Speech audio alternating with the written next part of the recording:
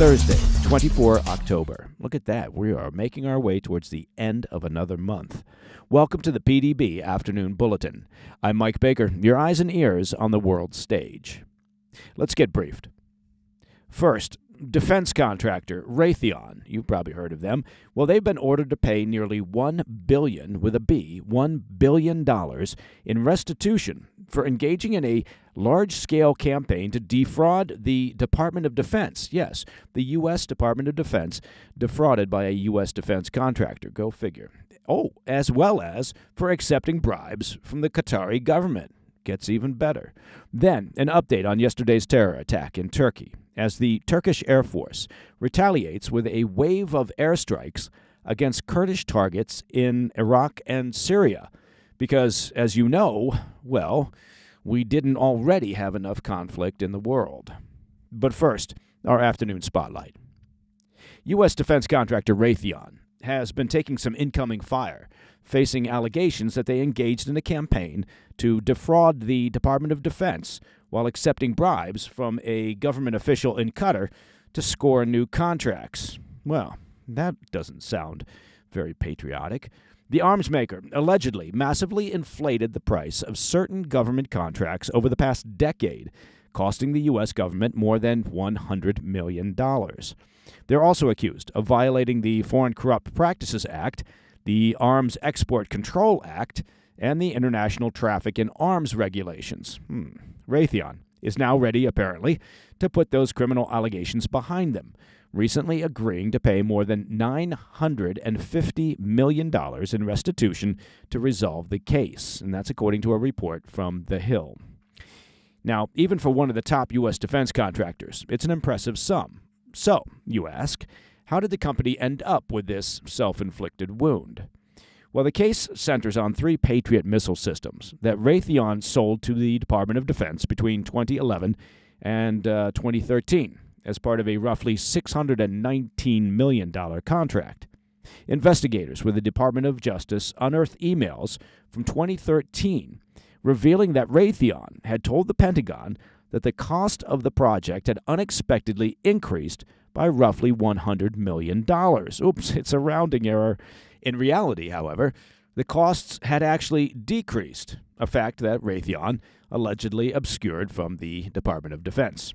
Then, in 2017, Raytheon allegedly misled the Air Force regarding the cost of operating and maintaining a new radar surveillance system, inflating the contract by roughly $11 million. Wow, it's good work if you can get it. All told, Raytheon's fraud cost the government $111 million between those 2 deals. But Raytheon's dealings didn't end there. In a federal case brought against the arms maker in New York, Raytheon is accused of gaining lucrative defense contracts through bribes paid to a high-ranking official of Qatar's Air Force between 2012 and 2016. They then concealed those bribes by falsifying documents to the government in violation of multiple laws governing foreign arms deals.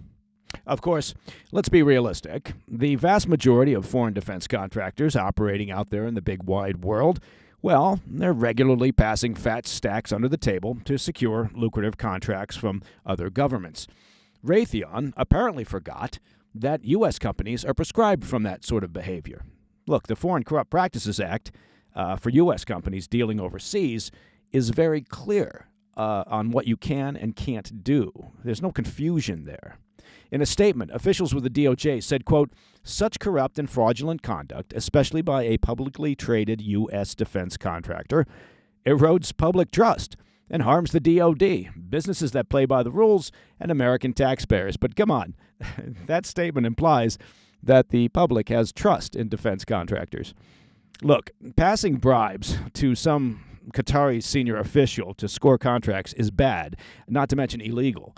But it's not as egregious as knowingly defrauding your own government and taxpayers by massively overcharging for your work. For their part, representatives for Raytheon said they were, quote, taking responsibility for the misconduct that occurred. The misconduct. That's nice. With the nearly $1 billion resolution with the DOJ. In addition to the payment, Raytheon agreed to enter into a 3-year deferred prosecution agreement and to hire independent compliance monitors to ensure that they are following anti-fraud practices. But the case, now this may or may not surprise you, the case has not damaged Raytheon's future prospects to secure government contracts. The arms maker, now part of the parent defense contractor RTX, was awarded a 2-year, $676 million contract on Thursday of this week to continue building TOW anti-armor missile systems for the U.S. Army. See, basically, despite the grift and illegal behavior, the U.S. military still needs things to go boom, and there's not that many companies out there capable of meeting their requirements. All right, coming up, an update on the terror attack in Turkey as the Turkish Air Force retaliates with a wave of airstrikes against Kurdish targets in Iraq and Syria. I'll be right back. Hey, Mike Baker here. You know, every day we hear about surveillance and how our right to privacy is being infringed upon. And it's true, right? You know what I'm talking about. It feels like we're living in a world where nothing is truly private anymore. And you know why? It's because nothing really is truly private anymore. I mean, most of us, for the sake of convenience, fair enough, right? We hand over our personal information without a second thought on a daily basis. I mean, we're signing up for services, you're shopping online, using social media, and I know you're out there using social media. Well, but this convenience, it comes at a cost. Now, it's time for us to take a stand and fight back for our right to privacy. One tool that's been essential for me in this fight is the all-in-one privacy app called MySudo. That's MySudo, MySudo. It's an app that lets you create multiple digital identities with separate phone numbers and emails so you can keep your personal information private. In this age of constant surveillance, having MySudo is crucial. Now, for my listeners, I've got a special deal.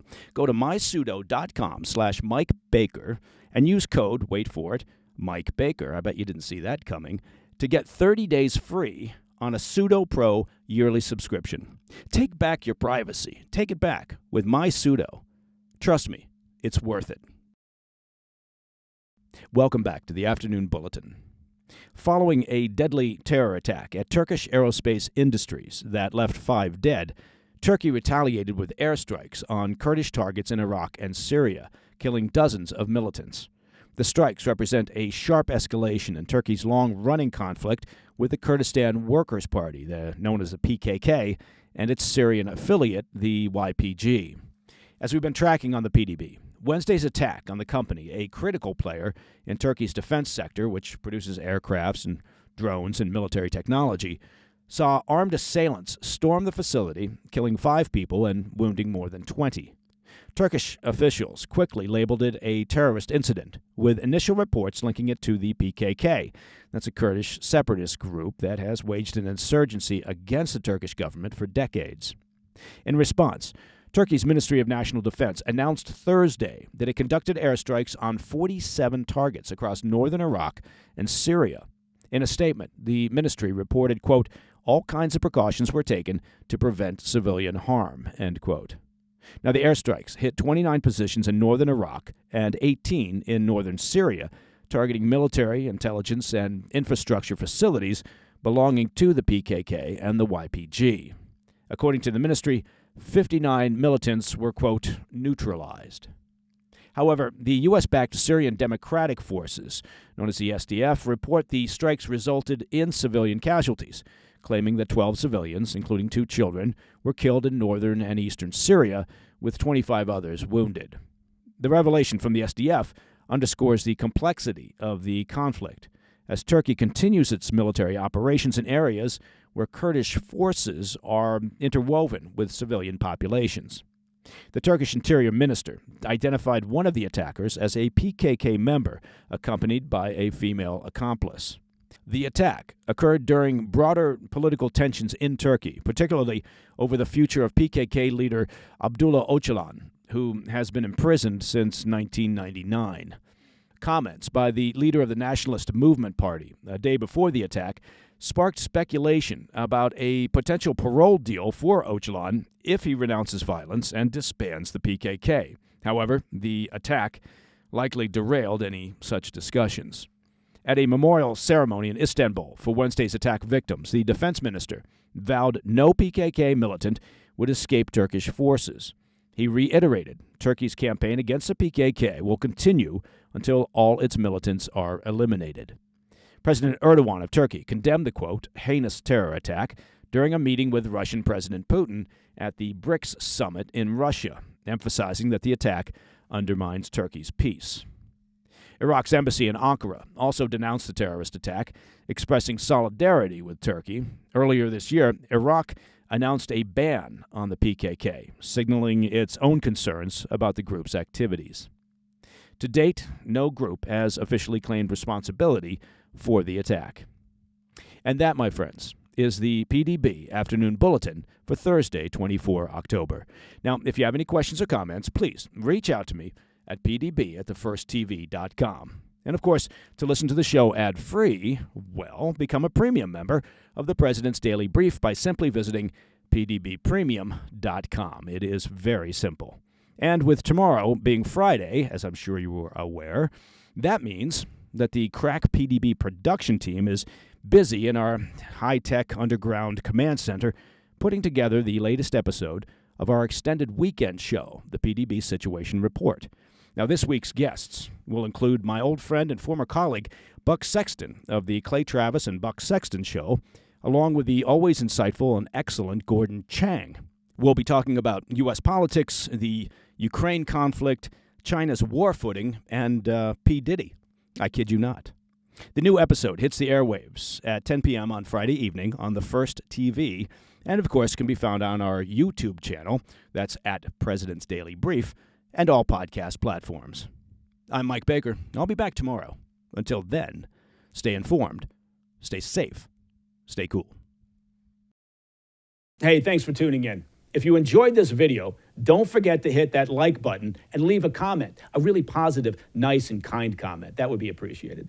And if you're not already subscribed to our channel, make sure to subscribe and turn on notifications so you don't miss any of our daily updates.